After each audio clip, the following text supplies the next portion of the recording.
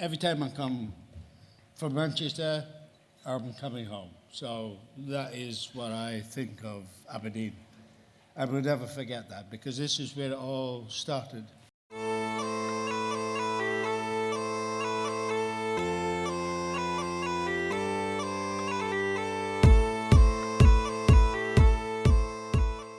I think he's one of the nicest men I've ever met. He's one of the greatest players I've ever seen. And he headed the ball sometimes almost as hard as other players kicked it. He was just such an exciting player to watch. Denis Law was someone special. You never get people like Denis Law. I would think probably one of the greatest players inside the box and goal scorers you've ever seen in your lifetime. And I think, first of all, to say that so many people have echoed that Denis Law is the favourite son of Aberdeen, and that we all see that.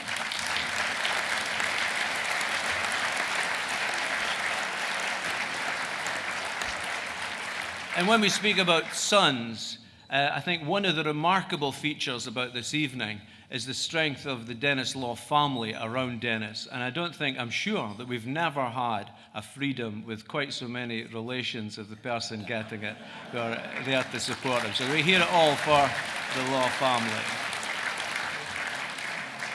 And of course that makes us reflect, when we're speaking about family, reflect on background. And we said a tiny amount about Denis's background there. But just to, again, mention that Denis was brought up in the very heart of austerity. He's born at a time of huge difficulties for the country, and he grows up in that period of great austerity. In fact, Denis was telling me that the first time he was in an aeroplane was after he'd been picked to play for Scotland. He was playing for Scotland before he had been in an aeroplane, which, again, it gets us to think about how the changes that have been. But I think that one aspect of that about growing up was that spirit of optimism. And I think the spirit of optimism flowed through Denis in his career, and also as part of what brought people to feel so warmly about him. They could sense that optimism, that devil-may-care attitude that he had. But it was also allied to an enormous commitment to hard work. And I think many Aberdonians, we think that's something that we treasure particularly highly. I said that Denis was one of the greatest footballers who's ever lived. And I just wanted to finesse that a little by saying he is the greatest footballer of his kind that has ever lived. And that kind...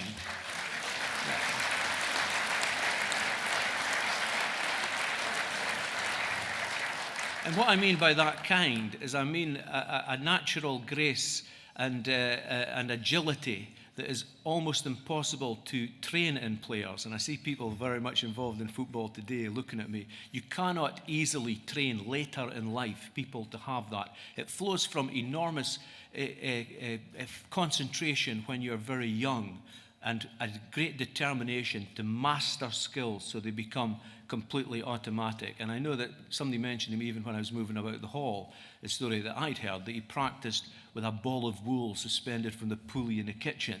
And I remember him saying there was no other distractions. He didn't have anything else to do, no football, no computers. And so he mastered the ability how to shape yourself around that ball.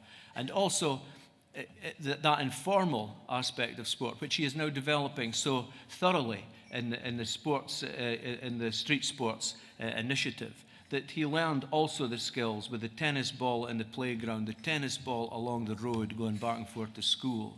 And again, that perfection of skills. But it also did, and we maybe don't speak so much about this, it also meant that you had to learn how to look after yourself. If you could protect the tennis ball in the playgrounds of the Woodside part of Aberdeen, then nothing else was going to be terribly difficult for you. And in fact, I'm going to betray a confidence here, is that in a discussion with Denis, I mentioned various huge highlights of his playing career, but I also mentioned that I once saw a fight with Denis Law. And there's no record of this on YouTube, or it's been wiped from all the records, but it was a on-the-pitch fight with a fellow called Ian Ewar, a centre half of, Mrs. Law remembers it, a centre half, originally from Dundee, so you can imagine, and at that time playing for Arsenal.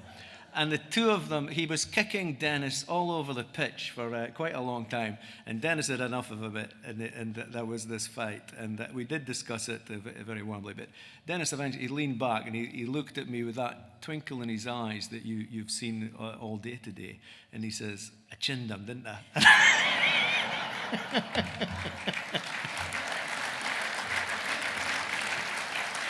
And he was about 6 inches bigger than Denis, but he also had to learn how to look after himself. And again, I mentioned even scoring that very famous goal for Manchester City.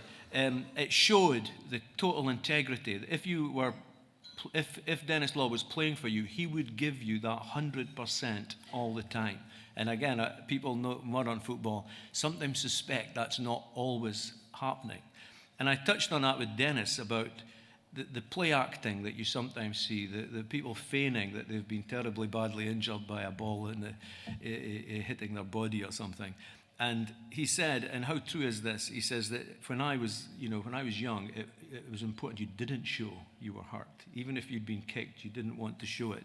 And again, that integrity comes through so much. And also a positivity in play, a positivity in attitudes to football, attitudes to life. And I have to say, I have to thank Mrs. Law for this, is that I was touching on that in a discussion with her, and she said, she says, one thing you knew, she says, if Denis or George Best or Bobby Charlton got the ball, you knew it wasn't going to be a pass back to the fullback. Something exciting was about to happen. And that was part of a relationship with the crowd, a relationship with the spectator that sometimes people feel is missing or less in the modern game, that they had that feeling, they had to give back a lot to the crowd.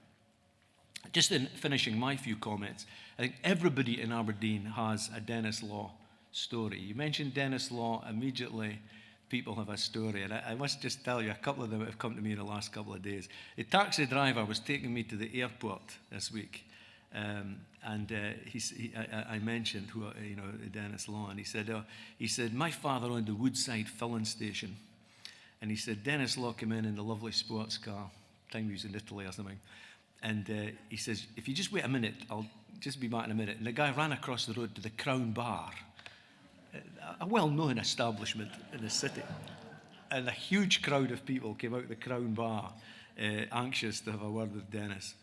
And the next year, Denis came back again. And he says, "Don't go back to the Crown Bar, would you?" Just But also, again, that integrity that we heard about is that I was at a dinner last week, and the lady sitting beside me said, "My father was a teacher of Denis Law, Roddy Stewart," and she said he taught Denis maths, and Denis, this man died, and Denis came to the funeral. She said it meant so much to the family that Denis would come back for the teacher in Powis's funeral. Again, says so much about them. Another one that happened coming in this afternoon, somebody had said that they should be reminded, is that he says, tell him that I made the mealie puddings. He says he used to take mealie puddings. His mother-in-law used to take mealie puddings back to Manchester. Tell him I made the mealie puddings.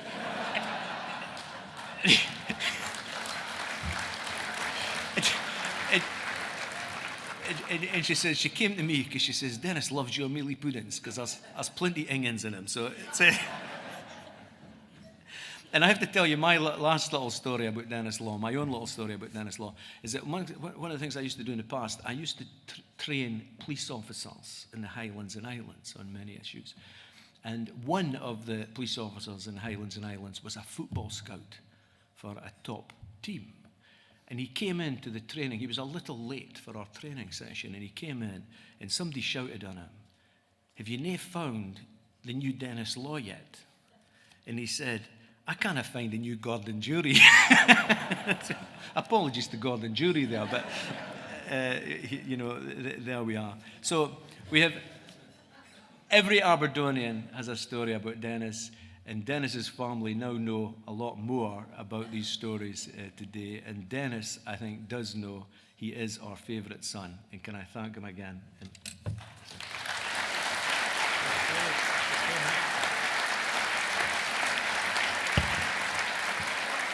And I have a couple of the formal things still to do. Is that you may have noticed that Denis and others of us signed the document. It's tradition that we gift the pen to Denis, and I'm going to do that.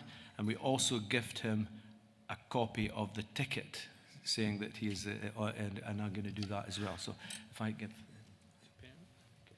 Denis, if you can come up. Is it free? It's. You may have missed that. Denis thought the scroll in his hat was the bill for this evening. He was quite worried. But, therefore, he was trying to put the hat on me. But we have a lovely pen to give Beautiful. Denis, so we give you that, Denis. Lovely. Thank you. Very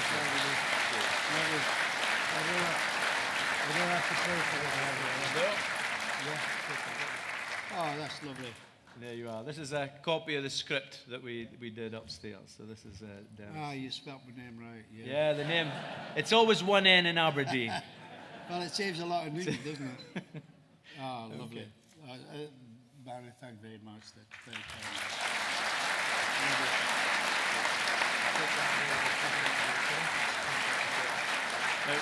We're going to have a very short comfort break, and then we're going to have a lot more things that are worthwhile. So a very short break, then we'll be back with you. Okay. Oh, sorry, I missed a bit. We have flowers also for Mrs. Law. Mrs. Law's here. Can we get the flowers?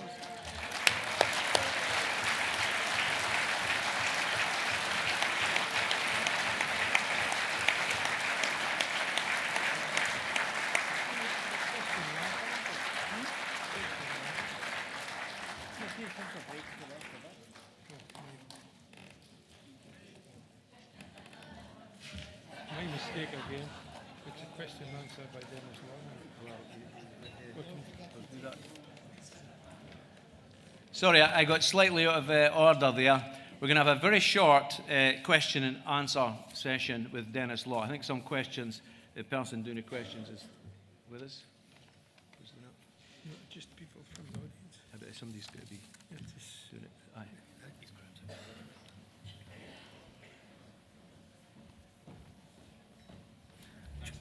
Thank you. Well done,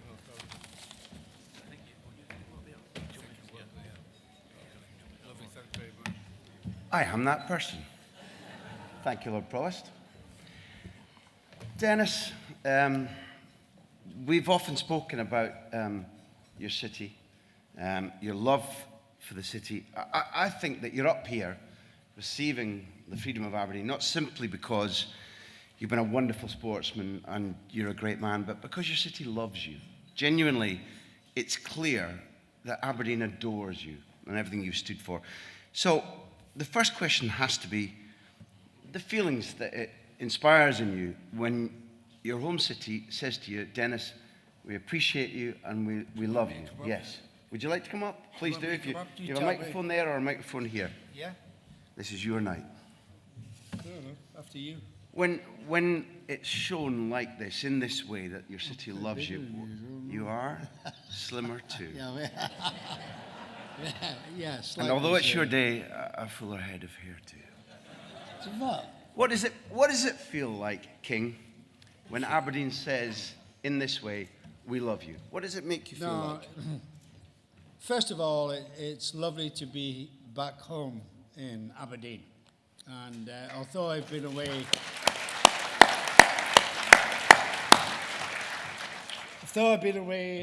quite a long time, every time I come from Manchester, I'm coming home. So that is what I think of Aberdeen. I will never forget that, because this is where it all started. So why is it home? Because... Fish and chips. Yeah. Without a doubt, the fish and chips for a start. That was my line. Was it your line? Yeah. Should we name the Ashvale? Yes. Shall we name the Ashvale? Oh, excellent. But it genuinely, to you and Diana, the things you do when you come home are almost always the same. Maybe a walk around the beachfront, maybe a cup of tea in the kitchen. Well, we don't. Manchester is a lovely city, but it's not on the coast, and there's no sea. We got a canal, but it's not there. So when I come home, it's really nice to just walk along the prom. Today we walked along the prom today, It was absolutely freezing. Yeah. I think I lasted about 20 yards on the Esplanade, yeah. I had to get back in the car. It was absolutely freezing. So it would be, as I mentioned, it's really extremely nice to get this freedom of the city.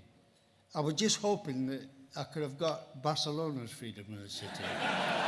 So it was just one of those things, you know. No, seriously, it would have been like to have the two of them. Dennis, I can arrange No that. way. So. And I will.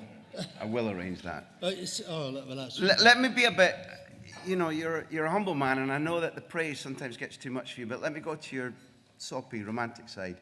To get this award from your hometown, when 17 of your family are here, that does make it extra special.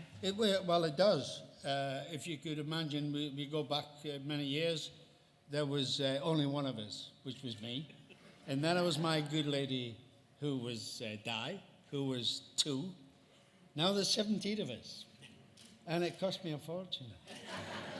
No, it doesn't. I'm so delighted to have them all here. Yeah. What are you laughing for? So, but it's lovely.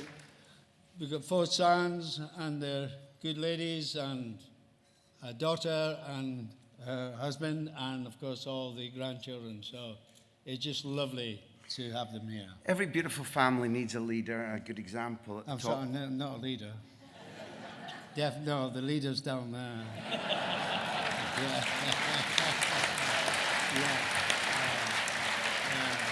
It was the beautiful Diana that I was talking about. Oh, well, thank you. I would ask you if it's fair. You grew up in what I think you would term a beautiful era, a beautiful Aberdeen. That Lord Provost talked about austerity, but if you can sum it up, what did being brought up in Aberdeen teach you? What kind of man did it make you? Well, if you can go back to when it all happened in 1940, it was just during the war that I was brought into the beautiful city of Aberdeen, a few months old. So it was that 5 years to 6 years of the war when Aberdeen is trying to get back to normality. It was a very hard time for everybody who lived in Aberdeen at that particular time to get over that war. It took years and years. So you had to be a bit tough, really, and, you know, try look after yourself. So when that you need to do that, it makes you somebody a bit, you know, don't sort of tangle with them, really. In 1955 in Easter, when Archie Beattie came knocking at your front door, Right. what did that mean at that moment? Well, Andy Beattie, first of all, I'd never ever heard of Huddersfield. I never knew where it was. I mean, it's obviously down south somewhere. It was 11 hours in a train to go there. And an Aberdonian was the manager of Huddersfield in those days, a guy called Andy Beattie. So when Archie Beattie, who was his brother, who was doing a bit of scouting, asked if I would go down to Huddersfield for a trial or whatever. And you can imagine, I was like a broad Aberdonian, and have you ever been to Yorkshire? I mean, the strange language. No, seriously, to say, by good lad, you know, whatever. So when I would say, you know, 5 you got in the morning, I mean, there's no answer come back.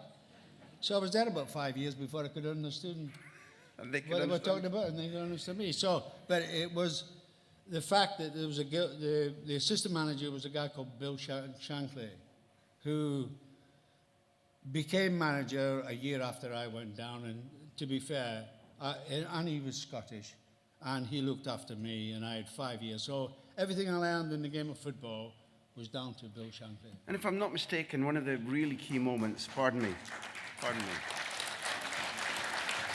One of the key moments was that your mum, your great woman, said, yes, you can go, because it was a huge thing to send you off down to this unknown part. Yes. And she supported you. Well, we went down, and of course every year when the season had finished, I kept saying I'm not going back to Huddersfield. I mean, it's not Aberdeen, but anyway, by the time the season came round again, I had to go back. So it was just a wonderful experience to be sort of, so many Scottish people were involved in the game of football is a team game. It's not just one, you know, the people who score goals seem to get the most recognition in the game of football. But without the other guys in the team, you can't do anything. So goalkeepers, well, I never liked goalkeepers. No, I like my own goalkeeper, but I didn't like the opposition's goalkeeper. I never liked them anyway. I never talked to them or whatever. So the game as a team, you need other people. So we get all this and all that, but it's the other guys who are the important guys in the side. And once you get a team together with a manager like Bill Shankly and eventually Sir Matt Busby, then it's really good. It's typical of Denis that he passes off his own achievements as being partly due to the greatness of others.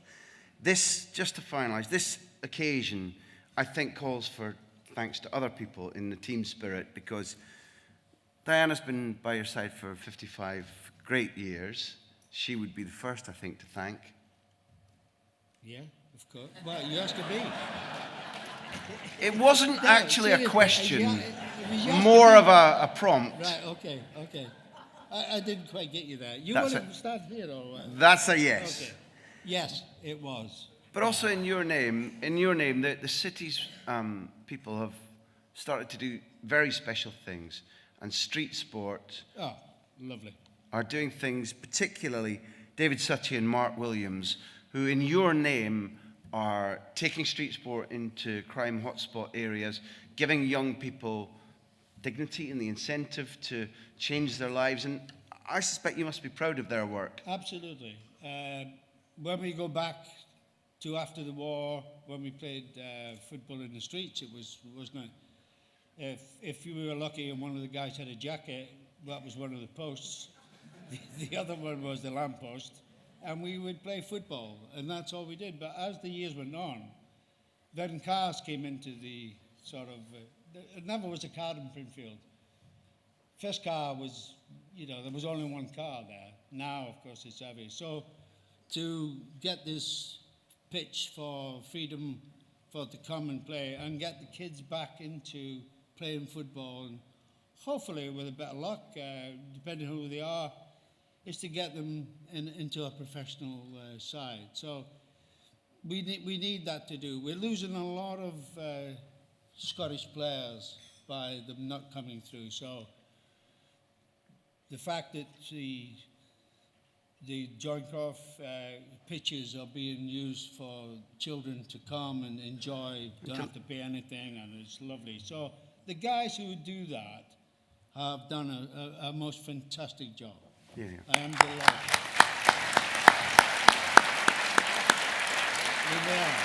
And they are.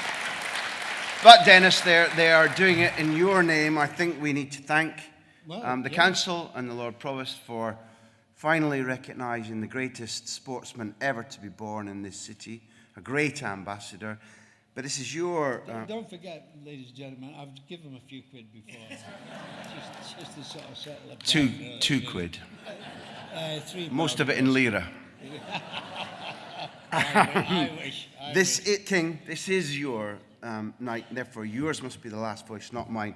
We've thanked everybody, but I think you speak to the Beach Ballroom and just let them know what you feel like at the moment, how your heart feels, that they're here, that you have the freedom of city, that Aberdeen adores you. It's something that you really don't expect to happen.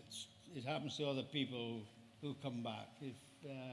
But it's just, it's very difficult to say. I'm absolutely honoured that the number of people are here tonight, and with the family as well, and the grandchildren, and all you people here. I am very proud. Ladies and gentlemen of Aberdeen, the great Denis Law.